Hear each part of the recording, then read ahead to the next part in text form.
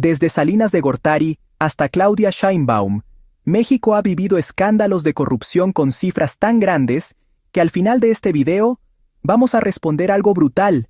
Con todo ese dinero robado, México habría podido pagar su deuda externa. Quédate hasta el final, porque los números no mienten. No hablamos de rumores ni chismes. Hablamos de auditorías oficiales, investigaciones periodísticas y expedientes judiciales, muchos de ellos sin sentencia, pero con evidencia documentada. El rescate bancario conocido como Fobaproa convirtió deudas privadas en deuda pública.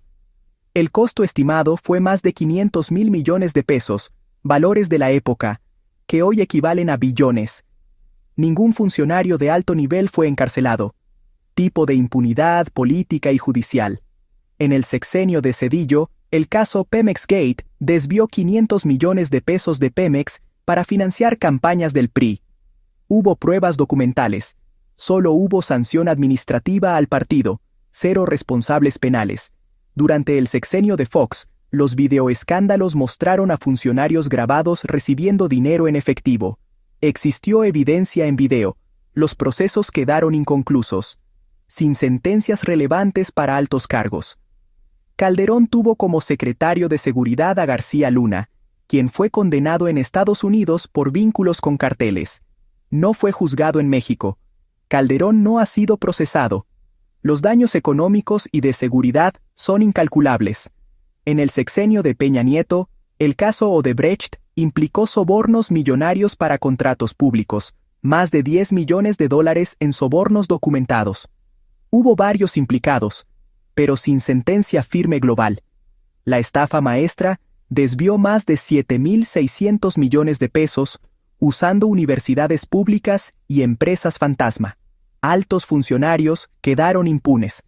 En el caso de la Casa Blanca, se documentó un conflicto de interés, pero no hubo consecuencias penales. Con López Obrador, el mayor escándalo de corrupción fue Segalmex, con un monto estimado entre 12,000 y 15,000 millones de pesos.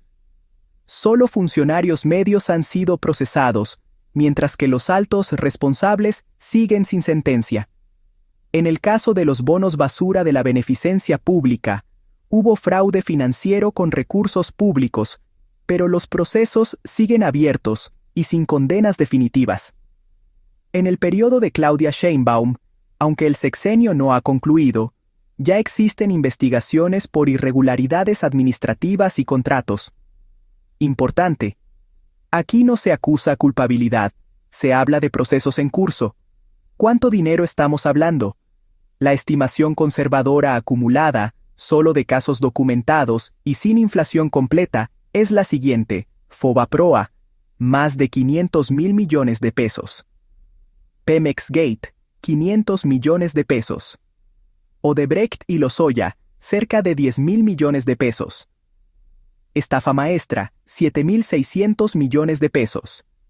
Segalmex, cerca de 15,000 millones de pesos. Otros casos documentados, decenas de miles de millones. El total conservador supera los 600,000 millones de pesos, aproximadamente 35,000 millones de dólares. La deuda externa de México está estimada en 600,000 millones de dólares. Con ese dinero no se habría pagado toda la deuda externa. Pero aquí está lo grave. Sí habría alcanzado para pagar años completos de intereses, financiar salud, educación e infraestructura nacional, reducir deudas sin nuevos impuestos y evitar recortes sociales. Esto no es un ataque a partidos. No es propaganda. Es un patrón histórico, corrupción documentada más impunidad recurrente. La pregunta no es quién robó más. La pregunta es, ¿hasta cuándo el poder seguirá sin consecuencias reales? Déjalo en los comentarios. ¿Crees que eliminar el fuero cambiaría esta historia?